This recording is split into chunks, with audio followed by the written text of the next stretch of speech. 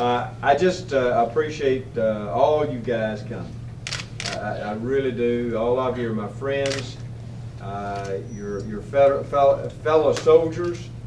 And you know, this is a time in our political season that I've heard it said that if you know the law, you argue the law. If you know the facts, you argue the facts. If you know neither, you attack your opponent. This is a time that we're being attacked. We're being attacked for something that we have been proud of. And I am extremely proud to have served my country in the military. I did it willingly. I was drafted, but I went willingly because I love my country. And you know what? I love the state of Alabama. You know, in Alabama, per capita, we have more people that serve in the military than any state in the Union. And I'm proud of that. And when I get to be governor, I'm going to always remember that. In the legislature, I have worked on bills to help our fellow veterans. I have always supported bills that have come through. In fact, this last year, I sponsored a bill to put more money into benefits for education for disabled veterans. I was able to get it through the House. Unfortunately, time ran out and it failed in the Senate. But I have always done things to help our veterans because I'm proud of our veterans and I'm proud of what they have done. We could not be standing here today. I could not be running for governor. We could not have the freedoms that we have today if it weren't for soldiers. Amen. Soldiers have kept America free. Amen. And I am proud of our soldiers, and I am proud to be a soldier. I graduated from medical school in 1968. At that time, that was about the time of the Tet Offensive in Vietnam. And every male physician in the United States was drafted. We were drafted under what's called the Berry Plan, B-E-R-R-Y, the Berry Plan. And in the Berry Plan, you either went in immediately after your internship. For me, which occurred in 1969, I finished my internship at Caraway. I went in as a general medical officer into the military. They chose where you were going to go. I didn't choose that. They placed me in the Air Force, but I served with an Air Force uniform on at Pope Air Force Base that's located on Fort Bragg, North Carolina. That's where it's located.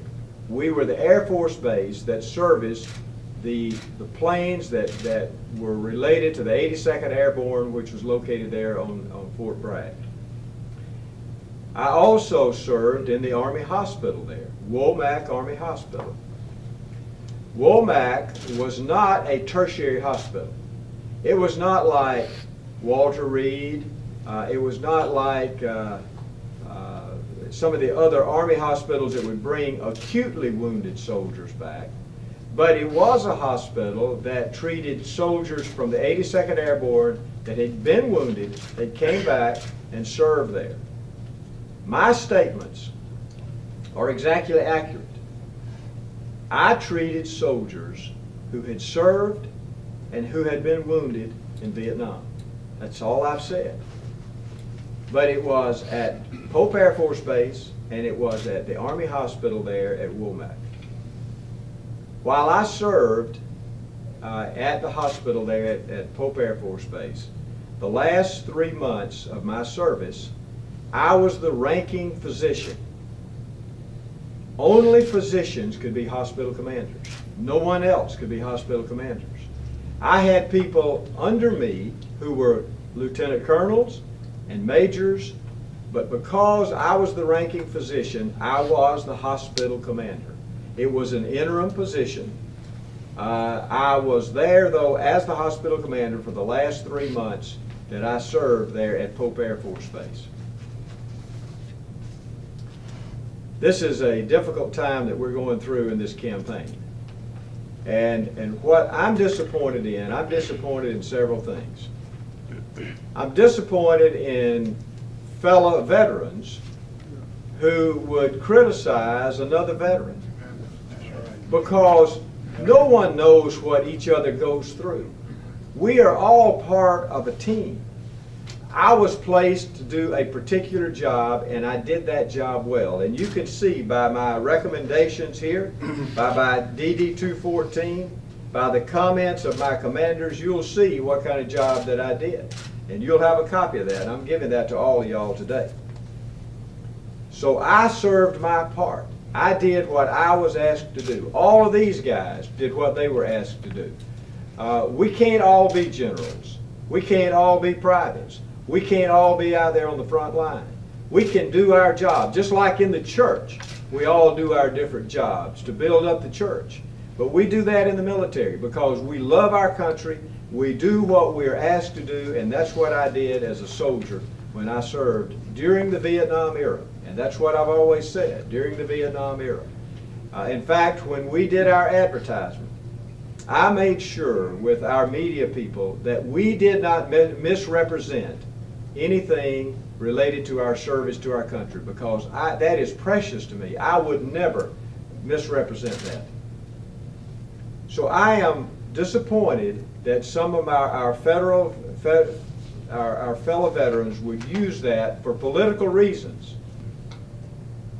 No one knows what soldiers go through every day except a fellow soldier. And the other day in my office, well, it's been a year ago since I've retired, I had an older gentleman who came in, and he said, I said, "John, how are you doing?" He said, "Doctor," he said, "I'm not doing real well." I said, "Well, what's wrong, John?" He said, "Well," he said, "I'm having bad dreams and nightmares." I said, "John, how old are you?" He said, "I'm 85. I said, "Well, why are you doing that now?" He said, "Well, I'm having flashbacks. And I'm remembering what happened when I was in World War II." I said, "John, that's been many, many years ago, and are you still having problems with that?" He said, "I am." He said, I said, "Well, why do you think I'm having problems? What do you think you're having problems?" He said, "The reason I'm having problems," he said, "all my buddies have died." And he said, "I don't have anybody that I can talk to that I can discuss this with." People don't understand what soldiers have gone through. As a doctor, I have dealt with that. I've dealt with it even recently, like I said then. But you don't understand it until you've been through it. So I am somewhat disappointed with my fellow veterans who would criticize my service because I have served honorably in the military. But let me tell you who I'm really angry at. I am angry at Bradley Byrne for bringing this up right now and criticizing my service to my country when he never served in the military. Right. So he has no right. He has no right to bring this into a campaign and criticize my service where I was honorably discharged from the military, served my country, willing to serve my country, and I am proud of that, and I will continue to be proud of that. I love my country, and I love the United States of America, and I love my fellow veterans, and I am angry at the fact that he's not talking about issues. He's not talking about putting people back to work in this state.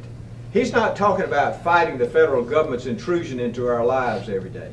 He's not talking about cleaning up Montgomery. He's talking about me. That's all he's talking about. I'm going to talk about real issues. And I am not going to be distracted from that goal line, and that goal line is to make Alabama a better place and to help the people of this state. But I appreciate all you guys coming and supporting me. Thank you, all you fellow veterans, and